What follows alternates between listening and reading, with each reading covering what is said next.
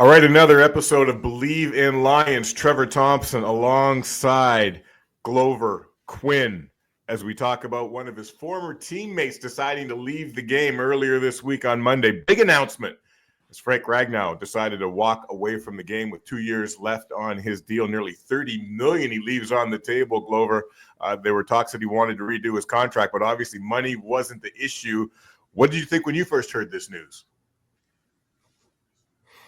Man, I was actually shocked. When I heard the news, I was like, "Wow, um, that's major."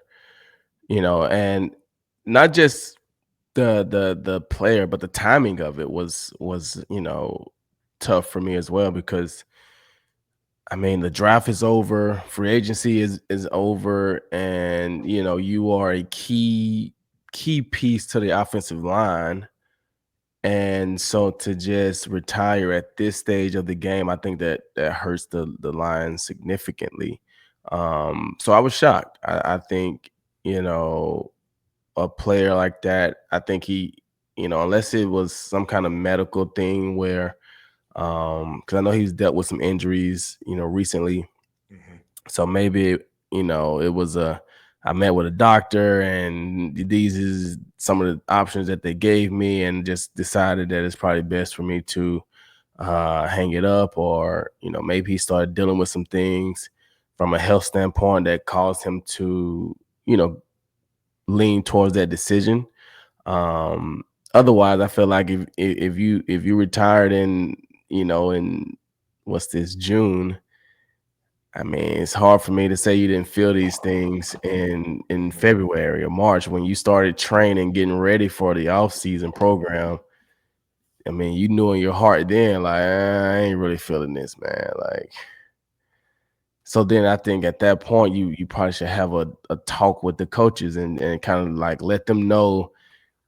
I don't know, because I mean, I don't feel like, I mean, maybe you don't owe it to the Lions, but I just kind of feel like, you are a respected player um, in that locker room, in that organization. I think you would communicate that with those guys so that they can prepare just in case. And so I was actually shocked when I saw the news, but nowadays guys are making decisions based off of their body and doctors and different things. I don't think money is playing that big of a role into it because these guys are making a lot of money. Yeah, he left 30 mil on the table, and that's a real 30 mil. And based on how it goes with the Lions, sometimes you have to pay money back because, they gave you all your signing bonus and stuff, and it's prorated throughout the life of the contract, and then you didn't play all of the contract. So, that was a big thing with Calvin Johnson and, Right. having to give money back and all that stuff. So I don't know the logistics of how all that stuff played out, but obviously, money wasn't an issue for him, and, he was happy with, I guess what he had, and felt like his health or whatever the reason was more important. So, I mean, I can't hate on him. You got to make the decision that's best for you. But I was definitely shocked for sure. So let's talk about the toughness for a minute. You brought it up a couple of times and playing through injuries and some of the things this guy dealt with: groin, foot, toe, knee, back, ankle. Dude played with a fractured throat. I don't even know what that is. How do you breathe, let alone play? I never even heard of that. How are you standing upright? But then Ben Johnson, former offensive coordinator and now the head coach in Chicago, said, I don't know if I've been around a tougher player. Playing through some of these things, playing banged up. That's what you guys do as NFL players. You don't get to the league unless you're tough. How do players and coaches measure toughness to where a coach like that can say, I haven't been around a tougher guy? There are levels to this thing, but you explain it to me. Break it down. How is this thing measured in the room? I mean, it's a lot of things that go into toughness. You have obviously physical toughness, guys who, they just play day in, day out, tired, fresh, injured, healthy.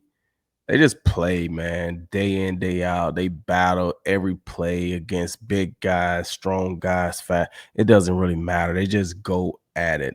And those guys are considered tough. And then you have those, guys that are, mentally tough. They just, mentally they're just a different breed, a different animal. They can take themselves places that some people can't go mentally. And then you have some people who epitomizes both of those things. Mentally they are really tough, through good, the bad, the ups, downs, just each and every day the grind. They don't let it get to them. And then they're physically tough. They just maul, and especially from an O lineman standpoint, just maul and fight and scratch and claw. And those guys are special players. And so to be considered, one of the toughest, you would have to assume that he had all of those characteristics. Mentally, he was tough. Physically, he was tough. And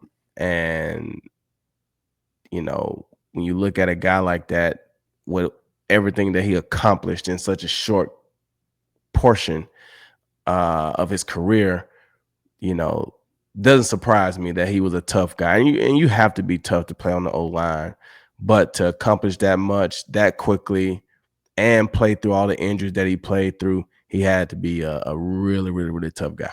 I don't know what you saw with him in the year that you played with him. Your last year in the league was his rookie year, 20th overall in 2018. He didn't play center that year. He was a guard, but you talk about what he accomplished in that short period of time since 2018 till now. 4 Pro Bowls. Pro Football Focus had him rated as the #1 pass blocker 2 years in a row, and the #1 overall offensive lineman 1 year in there. So the accolades were there. He's obviously had a big impact on the Lions. And when you think of guys leaving the game early, Barry Sanders certainly comes to mind in the Lions organization. Calvin Johnson comes to mind with what Ragnow was accomplishing early in his career. Could he be mentioned in the same breath as far as guys who really left an imprint and left this game early and affected the franchise in that way? Or how do you see it as far as the impact he's going to have leaving the game so early at the age of 29? I definitely think he was headed that way. I don't know if they will put in that same category just because, Barry is, probably one of the Barry. greatest. Yeah. And then Calvin is Calvin, right? Yeah. And those guys are obviously, they are offensive skill guys. And so, they have the touchdowns and they have the big facial recognition and, name recognition because of, the position that they played. Offensive line is not as sexy as those positions. So I don't think that they will put him in that category. But I definitely think he was headed that way if he could have stayed and played.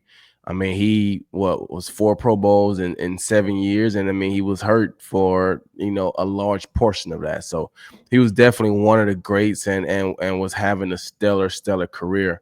And so yeah, I do feel like if he would have did 1 or 2 more years and made another Pro Bowl and an All Pro, I think you definitely, from an accolade standpoint, could put him up there as one of those guys.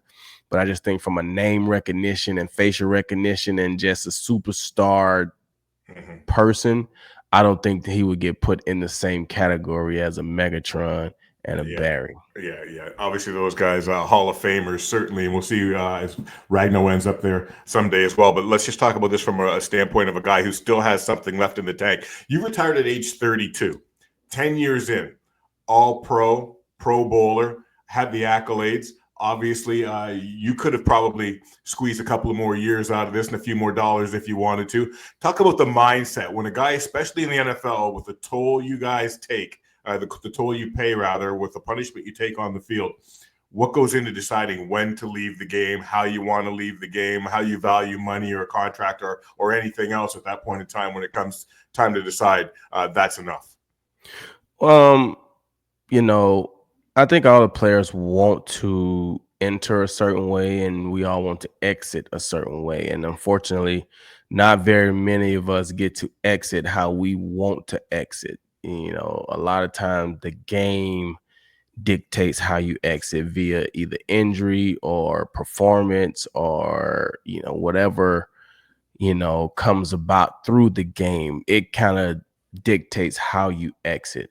But every now and then a player gets to exit how he wants to exit. And when I came in, even before I got into the league, I only wanted to play 10 years. I always felt like football was what I did. It wasn't who I was. And I enjoyed the game. I enjoyed playing the game.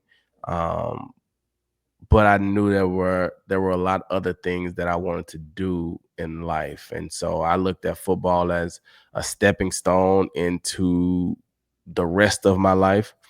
And so I always said if I was blessed to be able to walk off the field after my 10th year, it would be very difficult for me to walk back on the field. I would have to thank God that he allowed me to play for 10 years. And I felt like if I could walk off the field, that means I probably was healthy enough to play in the game. I wasn't injured. I wasn't any of those things. I was able to walk off the field. And I felt like if I could do that, then I could still be active and healthy to be with my boys and to play with them and to help them and to have a decent quality of life after playing the game. And so I was blessed to be able to play for 10 years. I played 159 out of 160 games. I started 148. I felt like I played for 10 years. I wasn't just in the league for 10 years. I played for 10 years. And I got to that point to where I just had to say thank you to God. And I appreciate my time. And I'm going to kindly walk away healthy. And now I've been out the game for 6 years now, something like that. And I'm active. I work out. I can run. I can play. My body doesn't hurt like that. And, I feel great. I feel like I did and accomplished what I wanted to with playing in the NFL. And use that as a stepping stone into the rest of my life and what I get to enjoy doing each and every day. So I got no regrets. I came, I saw, I conquered. I did as much as I could in my period of time, but I had a plan, and fortunately for me, I was able to execute that plan, and so it worked out. And at the end of it all, you are now in the New Mexico Sports Hall of Fame for all that you did on the field in college and in the NFL. And I know that's got to be good to look back on as well. But when guys like you leave the game and guys like Frank Ragnow and Calvin Johnson and Barry Sanders leave the game, there's a huge, huge void to fill. How do the Lions fill that void on the O-line without a guy like Frank Ragnow there to anchor what's going on there? I mean, like I said earlier, I think it's tough position that they're put in because they didn't get a chance to make a move in free agency. They didn't get a chance to really make an aggressive move in the draft. But the thing I do know is he's missed a lot of time in recent seasons, even just past season. So they've had to play without him. So they have guys that that they feels that can sufficiently get the job done. Obviously, Frank Ragnow being the caliber of player that he is, there will be a drop off. But I think when you have a good unit of guys, they'll be able to survive and still thrive.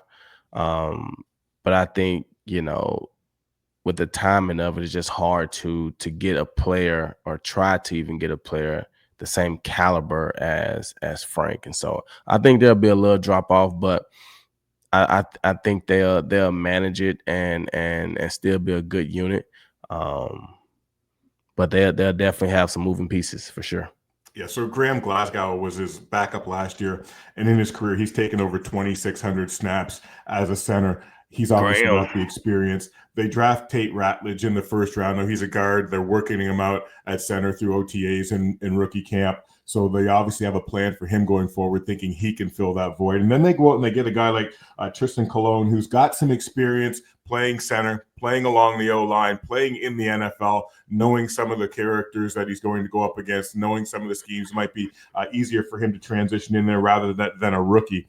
But how important is it to have some continuity on that line and having a guy like Glasgow there to fill in rather than someone new, especially when you're going to lose your offensive coordinator? You've got some moving parts coming in there on the O-line. How important is continuity when you're at this level, Super Bowl caliber, ready to take that step, that you don't lose a step, like you said, you don't have some fallback in that position, and you have that continuity and you can just keep rolling?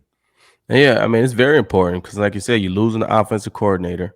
So now you're getting a new offensive coordinator, and a lot of times, the systems be a little different. They be similar, but it'd be a little different, and the terminology is a little different sometimes. And when you have a group that's you know been together for a while, the communication is key. They can manage that, and everybody can catch on pretty quickly because they can always relate it. Oh, this was like this. Oh, this is just like this right here. Oh, this is just like that. And you can relate that pretty quickly. When you got a bunch of new guys, now it's a different environment because you don't even have the first layer of communication down, because I'm still trying to get to know this person, and then on top of that, we're trying to learn an entirely different system. And so that could create some problems. But I think the continuity that they've had, the years that they've spent together, Graham was there when I was there. He was my locker mate. Okay. We lockered right next to each other. So I What spent a kind of lot of dude is time he? talking to Graham. I mean, Graham is an O lineman. Graham is an O lineman. I will say that. What do you mean when you say Whatever, that? whatever your whatever your idea of what a NFL O lineman is Graham. It's Graham. I mean, hopefully he's gotten better by now, because this was a while back, but we used to have road trips. And Graham would show up in the locker room, and he would open up his suitcase and pull his suit out the suitcase. And I'd be like, Graham. He'd be like, what, man? Like, I only wear this thing to travel, bro. Like, we travel, and I put it back in the suitcase, and then I pull it out the next time. Like, come on, Graham. So yeah, Graham is whatever you think or envision in your head as an NFL offensive lineman. That's Graham. One thing I do know about those guys, though, Glover, they are some of the brightest guys on the field. Smart guy, very smart, tough. Mm-hmm. And I mean, those guys I mean, offensive linemen are just so different, man. They're just in their own world. They're their own group. I mean, they're kind of like DBs. We're just a little more swaggier than they Yeah, are. yeah. Not putting your Um, suit in the suitcase and pulling it no, out. no, no, no, no, no, no. We got to be fresh Yeah, that's every right. week. But it's just a different mindset to play O-line. It's different mindset to play O-line. And Graham is definitely one of those guys. I think he left Detroit for a little bit and came back, Yeah. right? Mm-hmm. Mm-hmm. He's a very typical O lineman. Like I said, he's smart, he's physical, he's tough. He's not an attention type of guy. He just goes to work day in and day out. Like I say, what you would think of a typical hardworking blue collar Mm-hmm. NFL offensive lineman, that is Graham. And he's been able to be around for this probably like 10 years for Graham now, huh? Probably got to be at least 10. I think I played with him for 2 or 3 Mm-hmm. at least, I think. So Christian Mahogany, and we'll see what happens with Tate Ratledge. They're going to get some run at center as this thing rolls on, and Tristan Colon, the new acquisition, we'll see how that works out on a one-year deal as well. But when we're talking about deals, when you and I talked about this earlier in the week, I said, let's wait a couple of days because they've got some cap space now. We'll see if they make a bigger move. Tristan Colon was a move, a depth move. We'll see how that pans out, as I just said. But there's still a lot of money there. Zadarius Smith is still out there looking for an edge. How do you see the most effective and efficient way to spend this money to make this team better, or to certainly not have any more drop off, or maybe another area they could address with some of this money they've got now that Ragnow's giving it back? Well, the thing is, like I say, at this point in the offseason, I don't know if there's anybody out there that they're going to be signing to big money. I think all the top free agents are probably gone. I don't think they see Zadarius Smith as somebody that we're going to give big money to, because if that was the case, they would have done it. Right. They would have never let him hit the market, right? I think he's a guy at this stage in his career. He's going to be one of those guys that's probably going to be a free agent for a while. And then somebody's going to get hurt during the season. And then he's going to get called upon to come in and play. And it may be week 8 or 9 once teams realize that they are on a playoff trajectory, and they get hit with an injury and they want a player that can come in and kind of like the Lions were last year, right?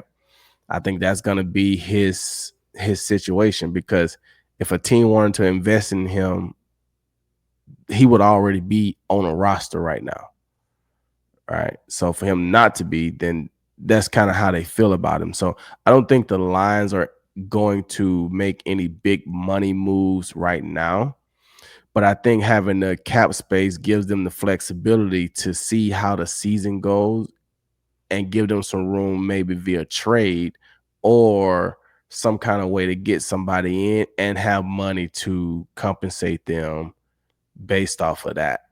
But I don't think there's anybody out there right now that they're going to just go and, like, I mean, they said they signed Tristan Colon, right? That's a 1-year deal, depth move. Like, there's no superstars out there right now just right on the free market waiting. They're not there right now. So they're going to see what they got going through OTA, see how the guys look.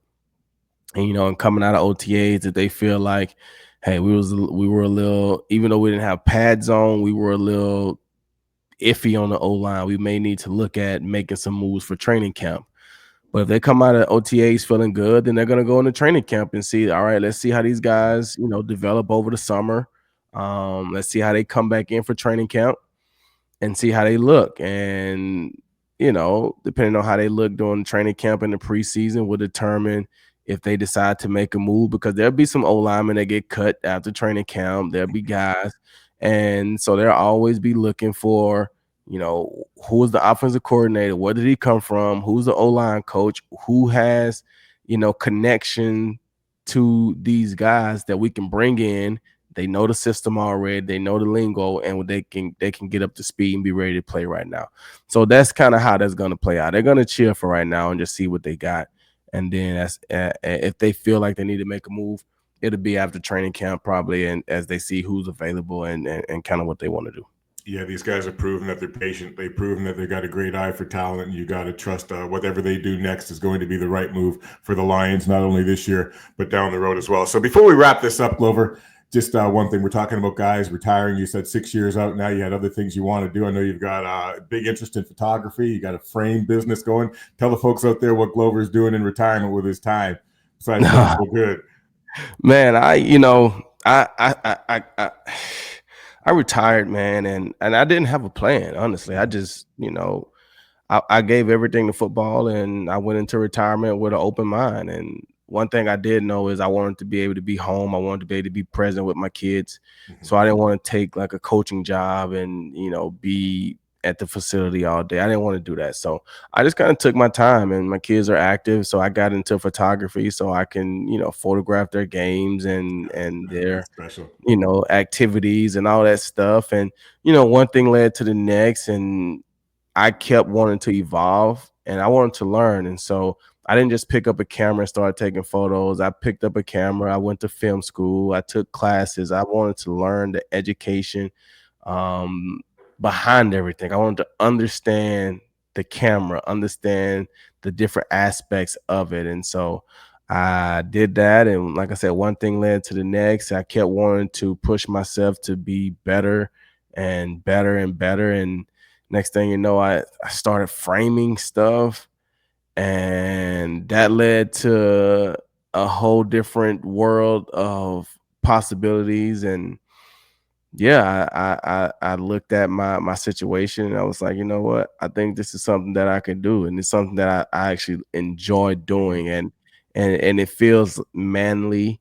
Um, and I've been able to invest in it in myself. And one of the biggest things that I'm not gonna say I struggled with, but it started to bother me in retirement was like when I first retired, like the first 2 years when I would meet people and they ask you, what are you doing now?